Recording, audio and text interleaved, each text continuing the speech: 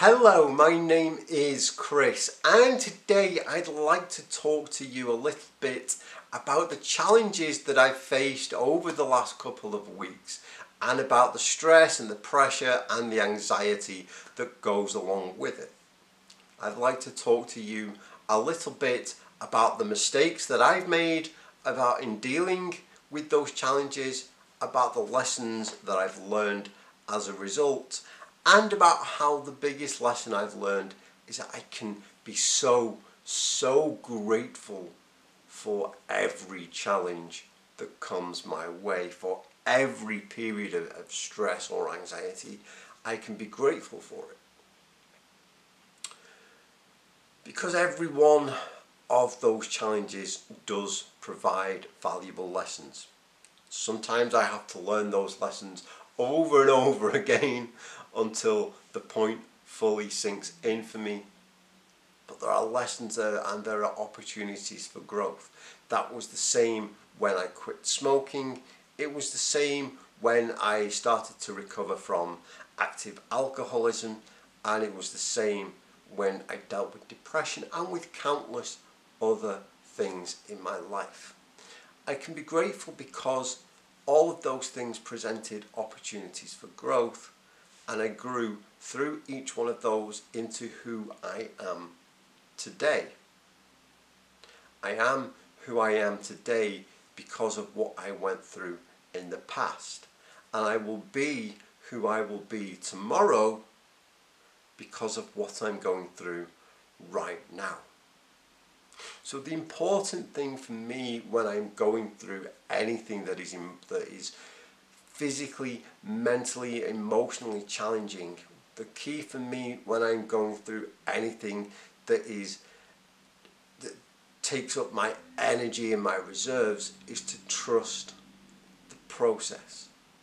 To trust that what I'm going through may not be pleasant in and of the moment. It may feel uncomfortable, it may even feel painful, but to trust the process that on the other side of this, bigger and better and more beautiful things are coming. The process that I've been going through recently has been a tough one. It has been a challenge simply because I've had a lot on my plate and I've had lots of different things to do pretty much simultaneously. But I can honestly say that nothing that I've dealt with recently has been the hardest thing that I've ever had to deal with. And that in itself is a valuable lesson for me, and it's one reason why I can be grateful for other past challenges.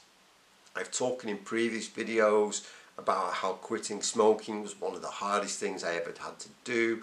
I've talked in past videos about the challenges that I had recovering from alcoholism and recovering from rock bottom depression, and all those things were monumentally difficult. But I'm grateful for those challenges today because they help put things into perspective for me. They gave me that comparison, like I can go through stressful, challenging times, but then say, do you know what, this is actually alright. Yes, it's a struggle, yes, it's painful, yes, it's uncomfortable right now, but this is okay because I've dealt with much worse. The kind of challenges that I face today, the kind of stress that I'm under, the kind of anxiety that I deal with, I would have bitten your hand off 4 years ago. A couple of years ago when I was at my rock bottom worst, when I felt like crap, when I looked like crap, when I had no money, no hope, when I had absolutely nothing left. To be in a position where, my stresses are because I'm trained to become a qualified counsellor and also have my own self-employed business and all these other things going on in my life. Heck yeah, man, bring that on. So I'm grateful for my past challenges because they put things into perspective. And I'm grateful for this challenge right now because it will put, in the future, it will put other things into perspective. The next time I'm slightly challenged, I can go, okay, this is tough, but hey, you know what? Do you remember that really stressful period in June of 2019? I got through that. so I can get through this. And it really is just down to having a lot on my plate. Like I say, it's not the worst thing that I've ever had to do, but with the amount of physical and mental energy that I've had, it has been enough. It's been enough to stretch me, it's been enough to test me.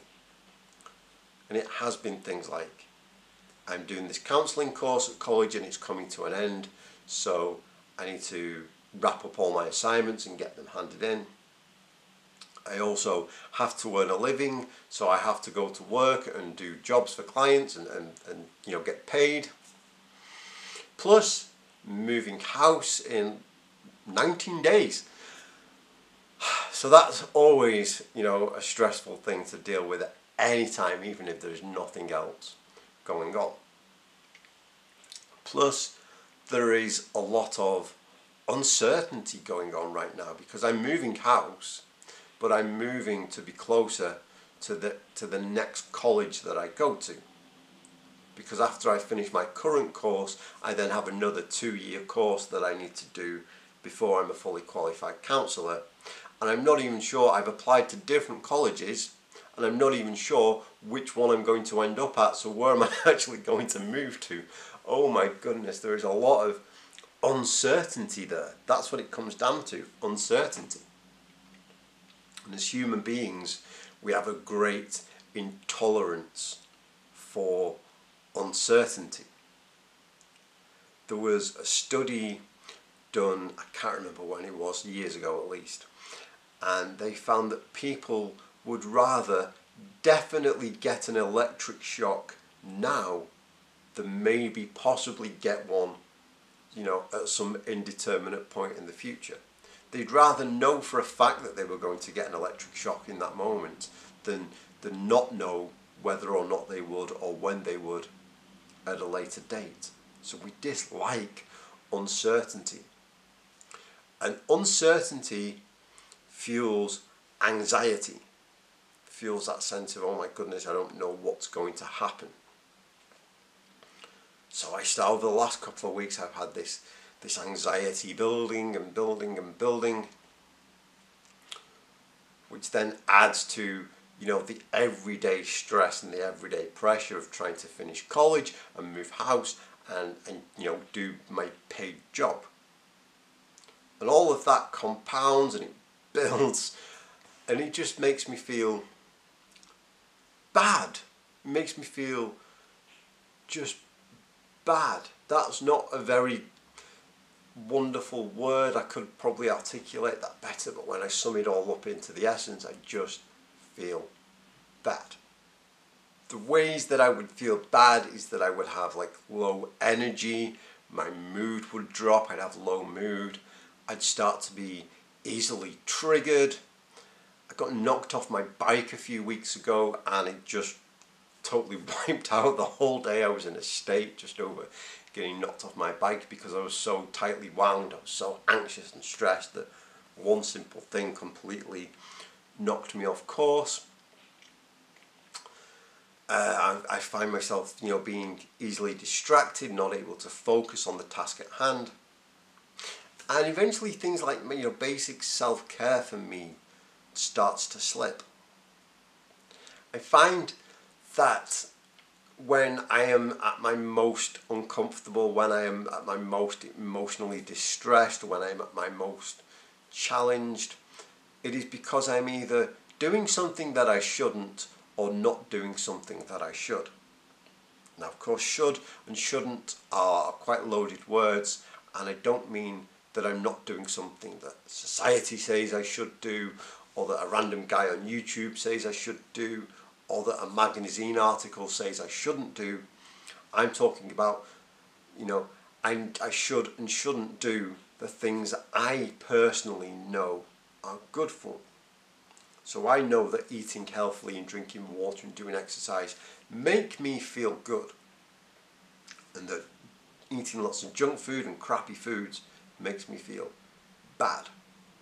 But when I start to get this low energy and this low mood, when I start to get easily triggered, I find that I start to slip into comfort eating. And here's another lesson that I've not learned it for the first time recently, but I've had it reinforced upon me. Like I said, sometimes I have to learn lessons 3 or 4 times before I get the bloody point that the universe is trying to make for me. And the lesson that I've learned is that comfort eating does not make me feel comfortable. I might get a quick dopamine hit. I might get a quick bit of like, ooh, this, this pizza, this cake, this whatever is really yummy. But ultimately, after that quick hit wears off, I start to feel fat and bloated and sluggish and just there.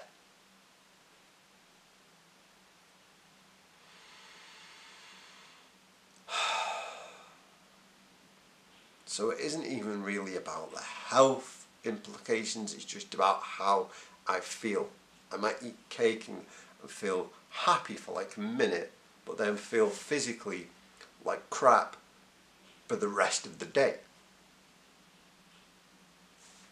Whereas I know for me that if I drink lots of water, if I eat plenty of vegetables, if I get lots of rest and exercise, then I feel better long term. Because I get, first of all, let's say I eat a bowl of steamed vegetables, which I don't just eat a bowl of steamed vegetables, but I'll eat healthy foods with them. Say I eat these vegetables, I get the psychological kick of, hey, I'm doing something good for myself here. So I feel happy just doing that. But then long term I find I have more energy, I don't feel all fat and bloated for the rest of the day. Again, this isn't me saying you should eat vegetables and you shouldn't eat junk food. I'm just saying for me, comfort eating does not make me feel comfortable. So I need to be more mindful of that going forward. That whenever I am stressed, cake is not the answer. So I made these unhelpful decisions about my diet, about my self-care, and it just compounded. It just added to how I was feeling. It just drained me of more energy, took more of my life force away. It's left me feeling lousy. And it all came to a head one night after college. I tend to cycle to the train station, I get the train to college, I do my evening class at college, and then I get the train and I cycle home. And it was late, it was about 10 p.m. on a Monday night. I'd just finished class, I was cycling home, and it was raining so hard. Last summer we had a beautiful summer. This summer it hasn't stopped raining. It hasn't stopped raining for like 6 or 7 days straight now. It is miserable. But it was like 10 p.m. on a Monday night, and I was cycling home in the dark, and it was raining so hard. I got absolutely soaking wet through. I got home and I was that kind of soaking wet that I literally had to peel my clothes off, like my jeans were stuck to me, my shirt was stuck to me. I had to prise it off. I was all wet, I was cold, and at that point I had just had enough. I sat there in the dark, taking all these wet clothes off, and I just felt to myself, like, why am I doing this? What is the point in any of this? Why do I keep going through these struggles?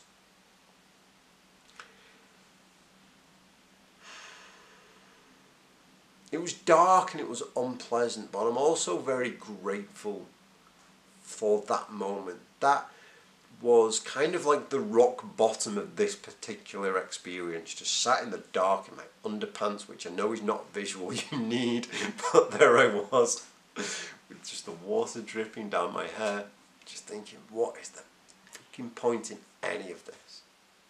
I'm grateful for that experience because I've been so caught up in doing, in going, in pushing, that I had never stopped to ask myself, why am I doing all this? I had to reach that rock bottom to be able to sit down and go, why am I doing all this? I just keep pushing forward, and I've sort of lost sight of the end goal. I'm moving forward, but I've lost sight of where the heck I'm moving forward to. So this experience on this cold, dark Monday night just gave me that moment to say, why am I doing this? Oh yeah, because I want to qualify so that I can start a new job and help people, and help people have an easier time going through the same kind of things that I went through. Doing this because it's going to play out for me, because it's going to benefit me long term. This experience had forced me to stop and take stock and think about my motivation for doing the things that I was doing. And as I say, I'm grateful for that, because when I started to think about the why, I started to once again get excited and energized. I started to get my energy back and go, yeah, this is why I'm doing it. I want to do good things, and it's all going to pan out for me. And because of that, I was sort of able to reboot and start again afresh, but not straight away. I realized at this moment that I had been burning the candle at both ends, so to speak. And, like I said, most of my distress and most of my discomfort comes when I'm either doing things I shouldn't be doing or not doing the things that I should be doing. And one of the things that I personally know I should be doing to take care of me is resting. So I took a couple of days out and I rested as much as possible. I literally did nothing. I watched Arrested Development on Netflix for like the 20th time, because it's a great show, right? I did that and just gave myself this absolute downtime of doing nothing until I started to get some of my energy back. When I got my energy back, I started to get my focus back, my motivation back. And I was able to prioritize a little bit more about what is actually the most important thing for me to do, instead of trying to do a million things all at once.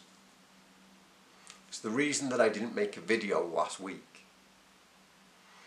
I love doing these videos, I love connecting with you as much as possible, but I have felt quite disconnected from you as of late. But I just knew last week that given everything that was on my plate, it was more important to me to make sure that my college work was finished and that I'd done enough at my day job to be able to pay my rent and eat food for this week. Now when we're over that hurdle, I can come back and make videos, and I'll take more care of looking at what's actually a priority and doing what's important for me. So I was resting, I had rested, and I was starting to work better on my priorities. And then a couple of nights ago, I made sure to take care of my physical health. I steamed some vegetables, I drank some water, I cycled to the gym in the rain, because that's all it does anymore, is just rains all the time. I cycled to the gym and I got on the treadmill and I just blasted a 5k on the treadmill. And I got home that night, and from doing those simple little things, vegetables, water, exercise, getting out of my environment. Because I work from home, it's very easy for me to stay in the same environment for too long. So getting out of that environment, going somewhere else. By the time I got home from the gym, I felt better than I'd literally felt in about 2 months. And everything started to come together, and now I feel pretty good. I still feel a little bit of stress. I still feel a little bit of anxiety. But I feel now that I am in control of that, and I am in control of my life, and I don't feel as overwhelmed, and I don't feel as though everything else is controlling me.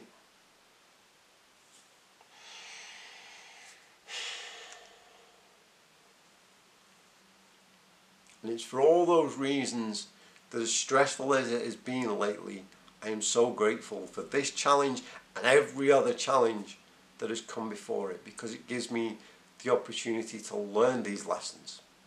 Even if the lesson is only as simple as, hey, you need to take better care of your physical health, which I sometimes need drilling into me. It's a lesson worth learning, right?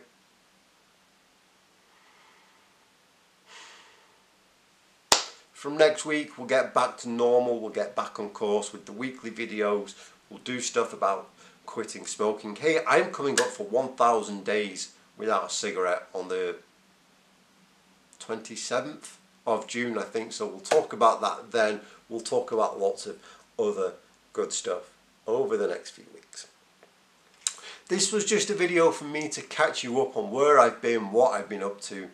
Hopefully, you know, I don't know if it's made any sense to you or been of any comfort or help whatsoever, but here we are. Let's get back to normal. Thank you so much for watching. I'll see you next week. Goodbye.